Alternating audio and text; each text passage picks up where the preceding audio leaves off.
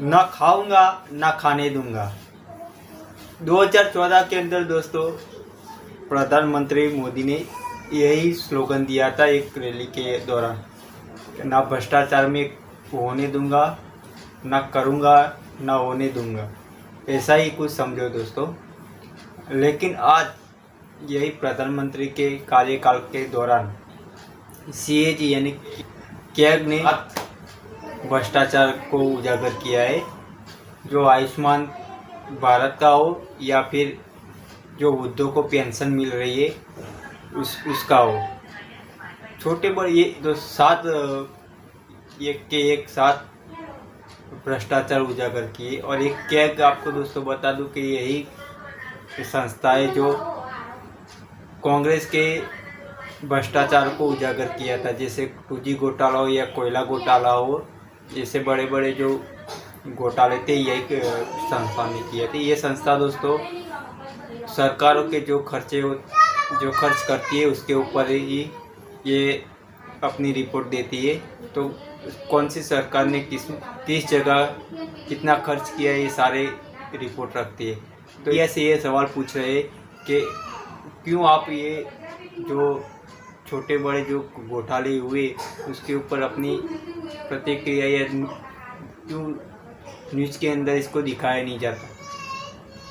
तो दोस्तों आइए देखते हैं कि कांग्रेस की जो राष्ट्रीय प्रवक्ता है जो सुप्रिया सुले जी, उसने सारे रिपोर्ट आई जो भ्रष्टाचार का मामला आया उसको बारीकी से समझाया है। तो आइए देखते हैं दोस्तों कि कौन से जगह कौन से घोटाले हुए। अगर वीडियो पे दोस्तों नए आए तो वीडियो को लाइक करना, चैनल को सब्सक्राइब करना ऐसे वीडियो देखने के लिए। शुरू में करूंगी 7 घोटाले। एक पहला है भारतमाला प्रोजेक्ट से करीब 70-75 हजार किलोमीटर की सड़क बननी थी और इसका पैसा CCA cabinet committee on economic affairs, जो आर्थिक मामलों की कैबिनेट कमेटी होती है जिसकी अध्यक्षता स्वयं प्रधानमंत्री करते हैं, उन्होंने इसका फंड दिया था। और फंड ही नहीं दिया था, वो इसमें पैसा खर्चा कैसे होता है उसकी निगरानी भी करते हैं। इसमें जो भी टोटल, और इसके हम आपको प्रेस रिलीज में सारे फिगर्स दे रहे हैं, इसमें 15 करोड़ 37 लाख रुपए पर 1 किलोमीटर सड़क बननी थी। इन लोगों ने बढ़ाकर 32 करोड़ 17 लाख कर दिया, दुगने से भी ज्यादा। और ये पीएम की निगरानी में सीसीए की नाक के नीचे भारत सरकार के आंखों के सामने हो रहा था। सिर्फ पैसा ही नहीं दोगुना किया गया, इसमें और भी बड़ी धांधलियां सामने आई हैं। इसमें पता चला है कि फर्जी दस्तावेजों के आधार पर बिडर्स का चयन हो गया। बिडिंग प्रक्रिया में बड़ा फर्जीवाड़ा सामने आया है। विस्तृत परियोजना रिपोर्ट पर काम भी नहीं हुआ। एस्क्रो अकाउंट से करीब 3,500 करोड़ रुपए का हेरफेर हुआ। और सबसे बड़ी बात यह है कि इसके किसी भी जब रोड बनता है तो एक सेफ्टी कंसल्टेंट रखा जाता है कि आपके और हमारे जैसे लोग जो इस देश के नागरिक हैं जब सड़क पर चलें तो सुरक्षित रहें। सरकार ने यह भी जरूरी नहीं समझा। भारतमाला के कितने ही हिस्सों में एक भी सेफ्टी कंसल्टेंट नहीं है। तो अगर आप भारतमाला की किसी सड़क पर चल रहे हैं करीब 70,000 किलोमीटर की, तो अपनी जान की, अपने माल की, अपने खुद के रखवाले आप हैं, सरकार की जिम्मेदारी नहीं, क्योंकि उनके पास सेफ्टी कंसल्टेंट रखने का टाइम ही नहीं था। तो भारतमाला में दुगनी करी लागत और हर तरह के फर्जीवाड़ा करके भगवान जाने किसको किसको ये टेंडर दिए गए जिन्होंने सेफ्टी कंसल्टेंट्स तक नहीं रखे। एस्क्रो अकाउंट से हेराफेरी हुई। फिर यही द्वारका एक्सप्रेसवे में स्वीकृत लागत जो थी वो करीब 18 करोड़ प्रति किलोमीटर थी। सरकार का कहना है बहुत बढ़िया बना है द्वारका एक्सप्रेसवे, अच्छी बात है, बनना अच्छा भी चाहिए। उसकी कीमत 250 करोड़ प्रति किलोमीटर हो गई। कहां 18 करोड़ प्रति किलोमीटर स्वीकृत और कहां 250 करोड़ प्रति किलोमीटर। और आप ये सोचिए कि 2 किलोमीटर बनाने में 500 करोड़ खर्चा हो गए और उस 500 करोड़ में मंगलयान पहुंच गया। यह सरकार की असलियत है। मंत्रालय ने एक एक्सप्लेनेशन इशू किया, वो सवाल और उजागर करता है। क्या बन गया भाई ऐसा? कौन सा ऐसा विश्व का 8वां 9वां अजूबा बना जिसकी कीमत 18 करोड़ से बढ़कर 250 करोड़ प्रति किलोमीटर हो गई?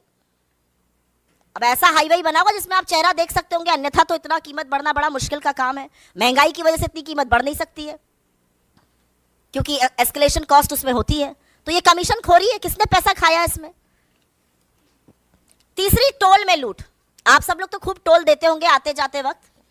अगर दिल्ली से मुंबई आज जाना हो तो 6,000 रुपए का तो आप टोल ही दे दे दीजिएगा सड़कों पर। और मजाक नहीं कर रही हूं, जाकर देखिएगा 6,000 रुपए का टोल दिल्ली से मुंबई अगर आपको दूरी नापनी है सड़क से। NHAI का रूल है कि अगर टोल के पास या टोल वाली जो सड़क है उस पर कंस्ट्रक्शन होता है तो टोल की कॉस्ट 75% कम होगी। ऐसा नहीं किया गया। मात्र 5 टोल बूथों का, मात्र 5 टोल प्लाजा का CAG ने एक रैंडम ऑडिट किया और उसमें पता चला कि करीब करीब 132 करोड़ रुपए अवैध वसूल लिए गए लोगों से। ये मात्र 5 टोल प्लाजाओं की बात कर रही हूं। अगर पूरे देश के टोल प्लाजाओं का ऑडिट हो जाए तो सोचिएगा कितना लाखों करोड़ों का गबन हुआ है। और सड़क पे कौन चल रहा है? सड़क पे धन्ना सेठ चल रहे हैं या आप जैसे और हमारे जैसे मध्यम वर्ग, निम्न मध्यम वर्ग, गरीब लोग चल रहे हैं बसों से, गाड़ियों से, और वो सारा कॉस्ट निकालता है। तो 132 करोड़ तो टोल में लूटे। और एक और ऑडिट में पता चला है कि करीब 135 करोड़ NHAI ने राजस्व का नुकसान किया। एक कंसेशन अग्रीमेंट होता है वो कर करके। आयुष्मान भारत पूरे वक्त लोकसभा में यही सुनाई दे रहा था, हर जगह प्रधानमंत्री इसकी बात करते हैं। ये तो घोटालों का योजना निकली। आयुष्मान भारत में 7.5 करोड़ लोगों का, 7.5 लाख लोगों का, सॉरी, एक नंबर से रजिस्ट्रेशन हुआ है। आप किसी भी आधार सेंटर जाइए, किसी भी आयुष्मान सेंटर जाइए, और सबसे पहले आपसे आपका फोन नंबर पूछते हैं। एक नंबर से 7.5 लाख लोगों का रजिस्ट्रेशन। और यही नहीं, आयुष्मान भारत के तहत 88,760, मोटा मोटा 88,000 मान लीजिए, उन रोगियों का भुगतान हुआ है जिनकी मृत्यु हो चुकी थी। मृत लोगों का इलाज दिखाकर क्लेम का भुगतान हुआ है। अब ये किसके पास गया है ये नहीं पता, लेकिन लाभार्थी के खाते में तो ये बिल्कुल नहीं गया है। 88,000 मृत लोगों के फ्रेश इलाज का क्लेम दिखाकर उस पर धांधली हुई है। और जैसा कि मैंने आपको बताया, 7.5 लाख लाभार्थी एक नंबर से जुड़े हैं। इनफैक्ट अगर आगे डेटा देखिए तो करीब करीब 1 करोड़ 24 लाख जो हैं वो मात्र कुछ फोन नंबर से जुड़े हुए हैं। भगवान की बात ना हो ऐसा कैसे हो सकता है? और वो राम जो सबके आराध्य है। अयोध्या में एक भव्य राम मंदिर बन रहा है।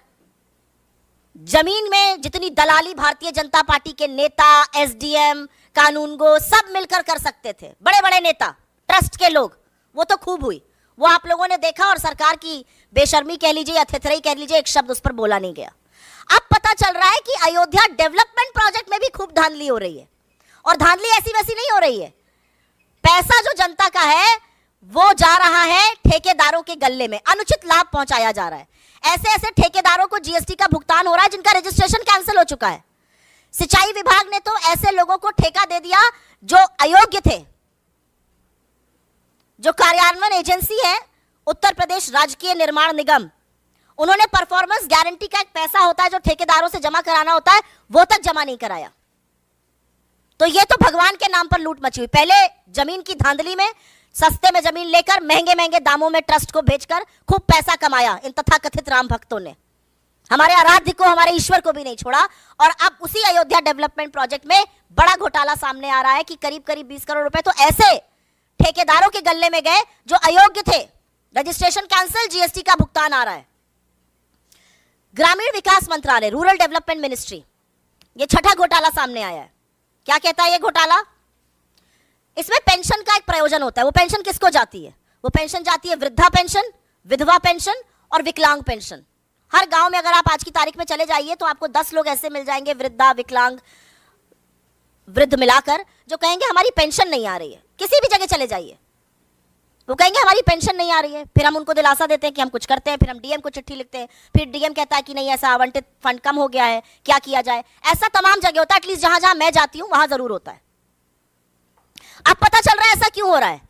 क्योंकि जो वृद्धा पेंशन, विकलांग पेंशन, विधवा पेंशन का पैसा है वो सरकार दूसरी योजनाओं के प्रचार प्रसार में खर्च कर रही है।